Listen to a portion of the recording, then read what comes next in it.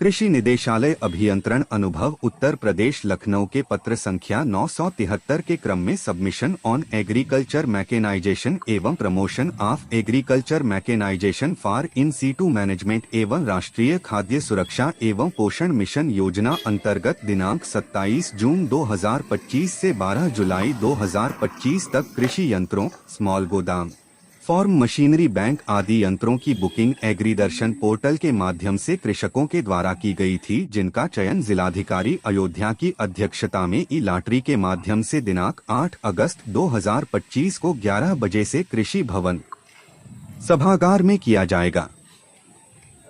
कार्यक्रम रखा गया, उसके लिए क्या क्या सुविधाएं प्रदान की जा रही हैं? जनपद में किसानों के कृषि यंत्र देने के लिए पहले एक व्यवस्था की गई है कि वो पोर्टल से अपना टोकन निकालें। इस तरह के 337 किसानों ने पोर्टल पर जो है अपना टोकन बुक किया है। जिन यंत्रों का सिंगल टोकन आया था उसके लिए उनका कंफर्म कर दिया गया है कि वो अपना खरीद लें। साथ ही साथ जिनके लिए एक यंत्र पर कई लोगों ने टोकन निकाला है, उसके लिए उनको किस तरह से दिया जाए पारदर्शी तरीके से, उसकी एक लॉटरी ऑनलाइन होनी है और वो लॉटरी कल 11 बजे कृषि भवन में जिलाधिकारी महोदय की अध्यक्षता में होनी है।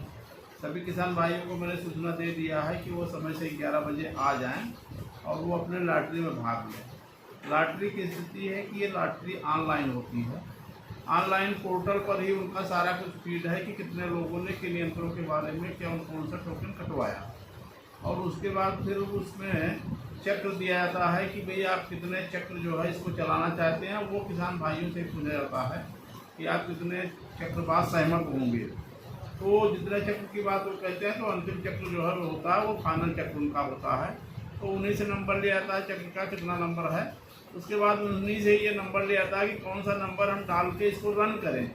तो उनका ही जो नंबर आता है उस नंबर के आधार पर हम जो है उसको रन करते हैं और सामने ही जैसे ही लॉटरी खत्म होती है उनके मोबाइल पर मैसेज आ जाता है कि आपका चयन हो गया, आप यंत्र खरीद के 15 दिन के अंदर आप अपना पोर्टल पर अपलोड कर दें। जैसे कि सर अभी 337 किसानों ने रजिस्ट्रेशन कराया है, क्या आगे और भी अभी तिथियां बढ़ेंगी? हाँ, बिल्कुल बढ़ने की संभावना इसलिए है कि अभी कस्टम हायरिंग सेंटर और ड्रोन दो इस तरह के थे जिनके लिए होदा का सिंगल विंडो सिस्टम किया गया था।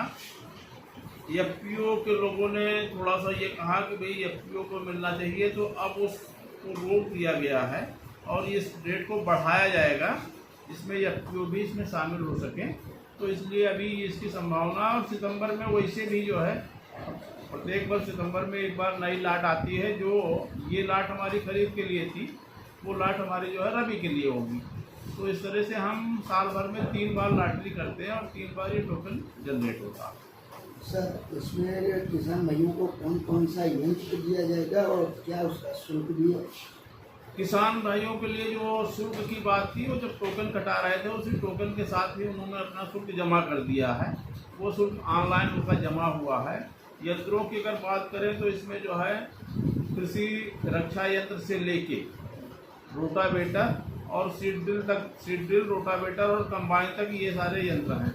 अब इन यंत्रों पर, जिन यंत्रों पर 1 लाख रुपए से कम का अनुदान मिलना है उसका जो टोकन होता है वो 2500 रुपये का होता है, और जिन पर 1 लाख रुपए से अधिक का जो है अनुदान है उस पर हमारा जो है टोकन होता है 5000 रुपये का। तो ये टोकन ऑलरेडी किसानों ने कटवा लिया है। किसान भाइयों को अब जो है उस पल का इंतजार है कि जब उनका नंबर आवे कि वो दिखाई पड़े मैसेज कि आपका चयन हो गया है, आप यंत्र को खरीद लें।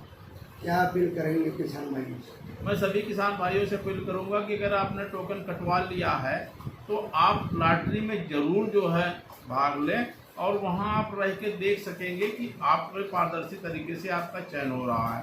दूसरा, जिन किसान भाइयों ने अभी जो है टोकन नहीं कटवाया था उनसे भी है कि वो पोर्टल को देखते रहें।